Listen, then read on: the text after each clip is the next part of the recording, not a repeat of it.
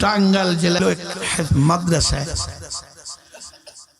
সম্ভবত 2টা কি 3টা ছেলের মাথায় পাগড়ি দিলাম। তার মধ্যে একটা ছেলের বাড়ি ছিল কুড়িগ্রাম। এই ছেলেটার মাথায় যখন আমি টেজে পাগড়ি পরাইতেছিলাম, দেখি ছেলেটার 2 চোখ দিয়ে বৃষ্টির মতো পানি ঝরতেছে।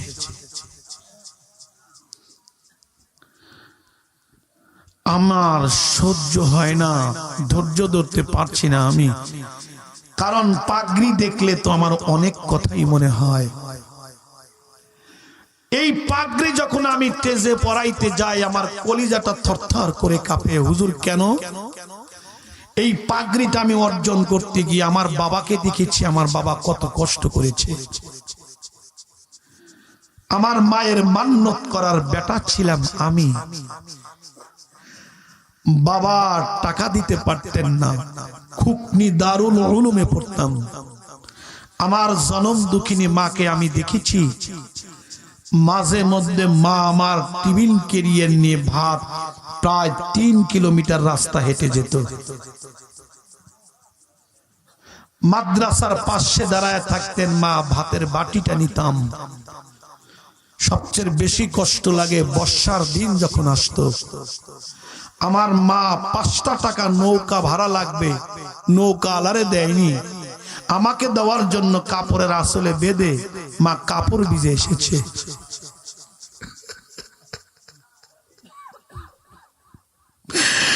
মা আবার তুর তুর করে কাঁদতেন। খানা যখন নিতাম,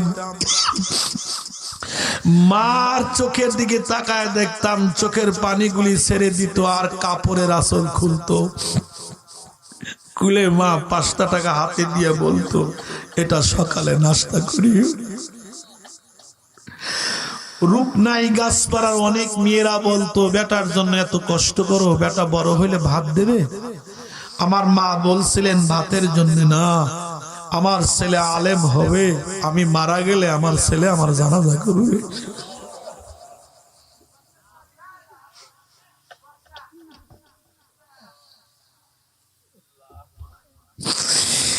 খুলনা মাদ্রাসায় যখন আমাকে পাগড়ি পরাইলেন ইউসুফ নিজামী রহিমাহুল্লাহ, জামিল মাদ্রাসার হুজুর, হাজার হাজার মানুষ দারুল উলুমের ময়দানে, কারো চোখে পানি দেখিনি। একটা লোক সামনে বসে আমার দিকে তাকিয়ে কাঁদতেছে অজস্রে। যিনি কাঁদে আমার বাবা। বাবা বলছিলেন এই পাগড়িটা দেখার জন্যই সারাটা জিন্দেগি পরের বাড়ি কাজ করলাম, তোমার এই পাগড়ি দেখার জন্য।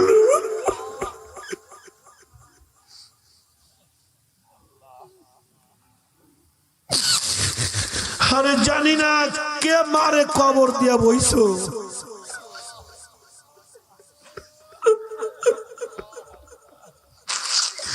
আরে জানি না কোন সন্তান বাবারে কবর দিয়া বইছো।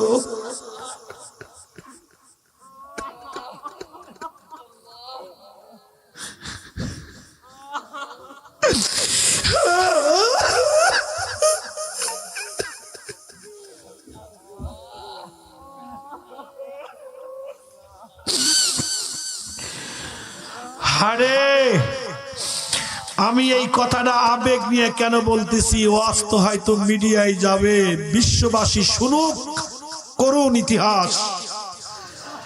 আরে মিডিয়ার লোকেরা বিশ্ববাসীকে জানায়া দেন করুন ইতিহাস।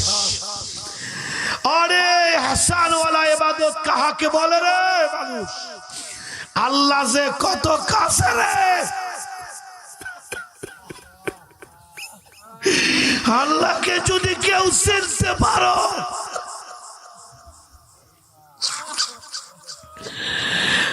ছেলেটার মাথায় পাগড়ি পরাইতে গিয়া ছেলেটার চোখের পানি দিয়া বুক ভিজে যায়। আমি ওই ছেলেটাকে পিছনে টান দিয়ে নিয়ে বসে সভাপতি বার্ষিক রিপোর্ট শোনাইতেছে জনগণকে। আমার রুমাল দিয়ে ছেলেটার চোখটা আমি মুছে দিচ্ছি। আব্বা কান্দো না। কিসের জন্য কাঁদো বাবা, আমাকে বলবে। ছেলেটা আরো কাঁদে। হুজুর জানেন, হুজুর জানেন আমার এই পাগড়ি আজকে দেখবে।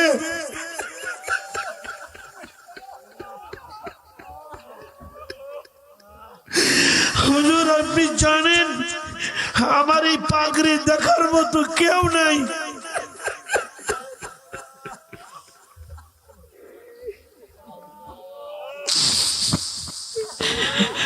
আমি বললাম চোখের পানি মুছে ফেল, তুই এই পাগড়ি নিয়ে মার কবরের পাশে দাঁড়া।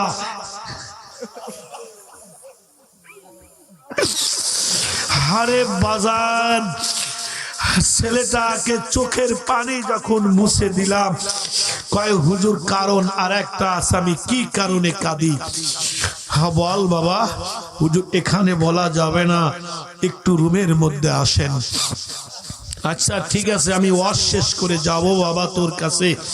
ওয়াজ যখন আমি শেষ করে দিলাম, রুমের ভিতরে এককভাবে ডেকে নিয়ে বলছি, আব্বু বল দ্বিতীয় কারণ কি? সঙ্গে সঙ্গে গায়ের থেকে পাঞ্জাবিটা খুলে ফেলল। কয় পিঠ তাকায়া দেখেন। পিঠটা তাকায়া দেখি বেতের মায়ের কালো দাগ।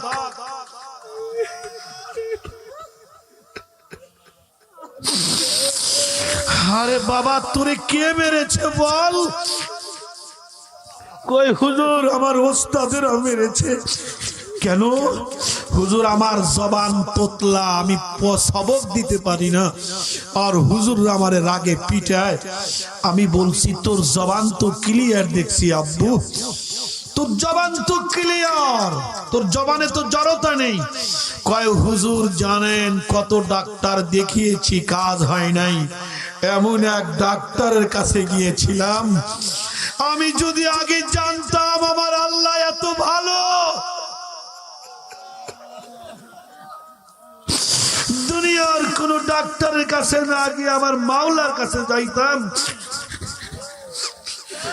আমার জানার আরো আগ্রহ হলো। কে রে বাপ তুই কি বলিস বল আমাকে। কয় হুজুর একদিনের ঘটনা, তমাম দুনিয়ার সব মানুষ যখন ঘুমায়, দুনিয়ার কোন মানুষ জাগ্রত নাই, ওস্তাদরাও ঘুমের মধ্যে, ছাত্র ভাইরা আমার ঘুমের মধ্যে। হুজুর চিন্তা করলাম দুনিয়ার সব অফিস বন্ধ, দুনিয়ার সব দরজা বন্ধ, এখন আমার মাওলার দরজা খোলা।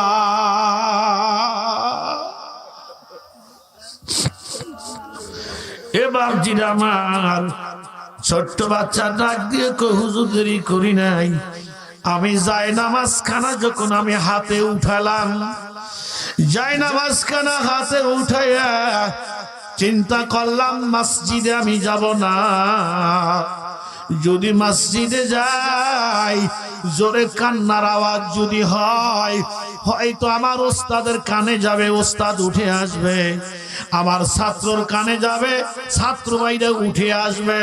না আমি কোথাও যাব না, আমি মসজিদে যাব না, আমি এমন এক জায়গায় যাব যেই জায়গায় আমি থাকবো আর আমার মাওলা থাকবে।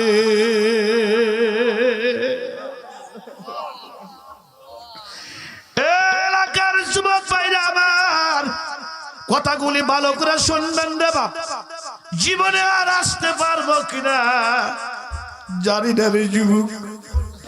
ছোট্ট বাচ্চা হুজুর যায় নামাজ খানা যখন হাতে উঠাইলাম, হাতে উঠাইয়া যায় নামাজ খানা নিয়া আমি আস্তে আস্তে নদীর ঘাটে রওনা করলাম। নদীর ঘাটে গিয়া ঠান্ডা পানি দিয়ে আমি ওযু করলাম।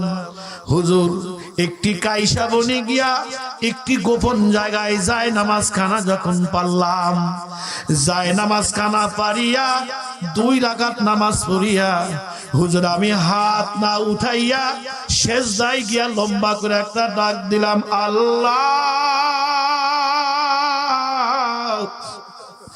দুনিয়ার সব অফিস এখন বন্ধ রে মাওলা, দুনিয়ার সব দরজা বন্ধ,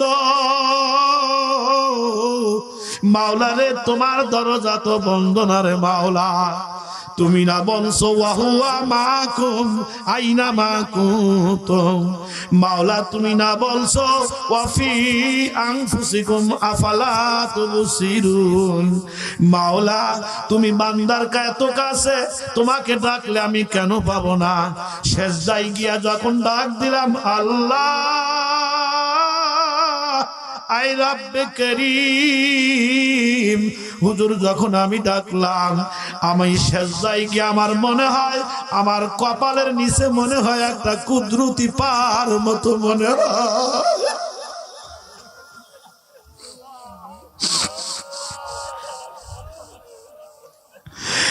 এ মুসলমান ভাই আমার মনে হয় কুদরতি পার মতো মনে হয়।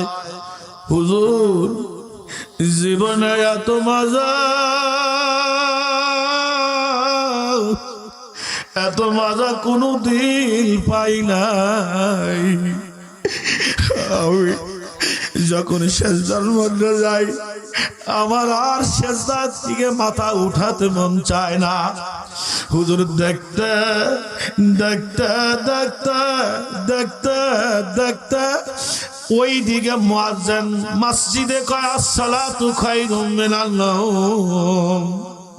তালি কোন মজার মধ্যে ছিল, যেই মজার মাধ্যমে ছেলেটা এমন মজাই পাইছে সেজদা উঠাতে চায় না। বলে হুজুর যখন আজান হয়ে গেল যায় নামাজখানা নিয়ে আমি সরাসরি মসজিদে আসলাম। ফজরের নামাজ জামাতে পড়িয়া ওস্তাদ আমাকে ডাকলেন আয় সবক দিয়ে যাও বাবা।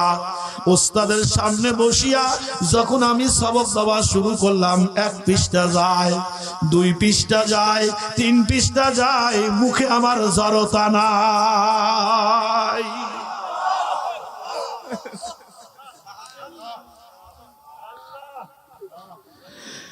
এ মুসলমান ভাইরা আমার, ছেলেটাকে ডাক দিয়া বললাম বাবা, যেই জবানের কথা বাজান আল্লাহ শোনে ওই জবানটা বড় দামি জবান। আয় আমার সিনার মধ্যে আয়, আমি তোর কাছে একটা জিনিস চাবো, তুই আমারে দিবি নি? বলে কি দিব হুজুর?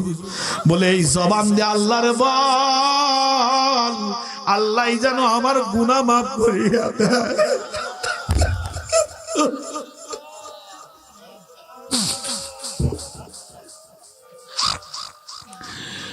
বাজানের এহসান ওয়ালা ইবাদত, আল্লাহকে দেখে ইবাদত, কি যে মজার মজা গো, কেমনে বুঝাই রে?